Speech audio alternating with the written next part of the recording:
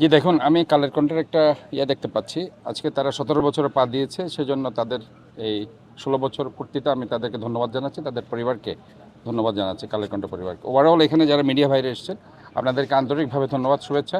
আপনারা আজকে আমাদের যে ক্যাম্পেইনিং প্রোগ্রামে অংশগ্রহণ করেছেন, বিচ ক্লিন আপ ক্যাম্পেইনিং প্রোগ্রামে।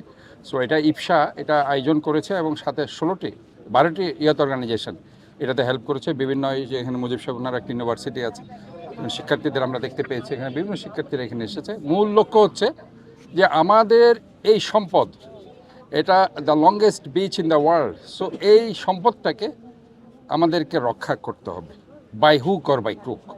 এবং এই জন্যই আমাদেরকে এই বিচটাকে ক্লিন রাখতে হবে, কারণ আমরা যদি এটাকে আরও বেশি আমাদের ইকোনমিক্যাল হাব হিসাবে আরও বেশি গ্রোন আপ করতে চাই, তাহলে এটার কোনো বিকল্প নাই।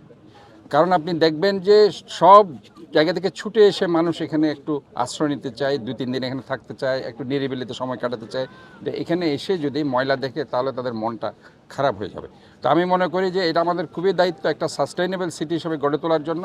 চিটাগং যেমন আমরা একটা ক্যাম্পেইনিং করেছি, the clean, green, healthy and safe city. সোফার এই জায়গায় এসে এই কক্সবাজার এই সম্পদটাকে আমাদের রক্ষা করার জন্য this campaigning is very important. এবং সোফার আমি যেহেতু আজকে মাত্র 2 দিনের সফরে এখানে এসেছি, আমি মনে করেছি যে মেয়র হিসাবে আমার এটা একটা দায়িত্ব আছে। যদিও আমি চট্টগ্রামের মেয়র, কিন্তু এটা আমাদের সম্পদ কক্সবাজার, এটাকে আমাদের রক্ষা করতে হবে।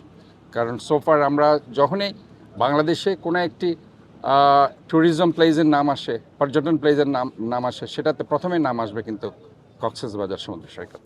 কাজে সোফারে আমাদেরকে এ ব্যাপারে সবাইকে সতর্কতা থাকতে হবে এবং চতুর্থ শিল্প বিপ্লব হিসাবে এটাকে আমাদেরকে প্রতিষ্ঠিত করতে হবে।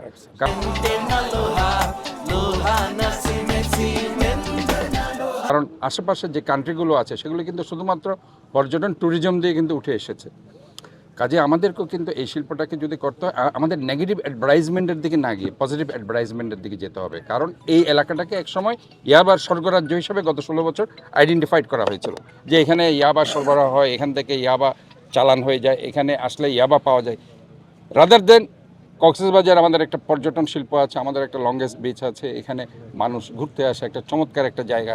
এই কথাগুলো কিন্তু আমরা কেউ বলিনি, এবং ইভেন আমরা বলতে পারিনি যে এইদিকে একদিকে পাহাড় আর দিকে সমুদ্র, এই যে একটা সিনারিও, এই যে একটা দীর্ঘতম বিচ আমরা দেখতে পাচ্ছি, একদিকে পাহাড়ও দেখতে পাচ্ছি, আরেকদিকে সমুদ্র দেখতে পাচ্ছি। তো এই কথাগুলো আসলে আমাদেরকে বলতে হবে, আমাদেরকে আকৃষ্ট করতে হবে পজিটিভ অ্যাটিটিউড দিয়ে। নেগেটিভ অ্যাটিটিউড দিয়ে যদি আমরা শুধু সারাক্ষণ যদি বলি যে জঙ্গি জঙ্গি জঙ্গি, এখানে কিন্তু বিদেশিরা আসবে না।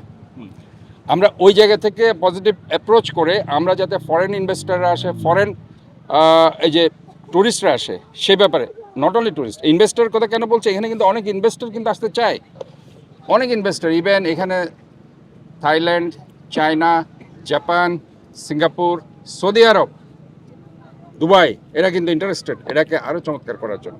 তারা যখনই শুনে যে এখানে বিভিন্ন ধরনের নেগেটিভ অ্যাটিটিউডের দিকে যখন আমরা চলে যাই, তখন তারা ভয় পায়। এবং ট্যুরিস্টও সেম, ইন্টারন্যাশনাল ট্যুরিস্টরা তারা আগের থেকে ফিক্সড আপ করে রাখে, এবং তারা আসলে আপনার জিনিস মনে রাখবেন যে ট্যুরিস্টরা কিন্তু কম দামের মধ্যে সুন্দর জায়গায় যেতে চায়, সবাই সেটা চায়। তো আমরা মনে করি এটা আমাদেরকে সম্পদে পরিণত করতে হবে। আমাদের যে আনএমপ্লয়মেন্টের জায়গা, 4 কোটি বেকার যুবক, আমাদের এটাকে রিসোর্সফুল করতে পারলে এই বেকারদের কর্মসংস্থান অনেকাংশে এটা থেকে আমরা মেটাতে পারি।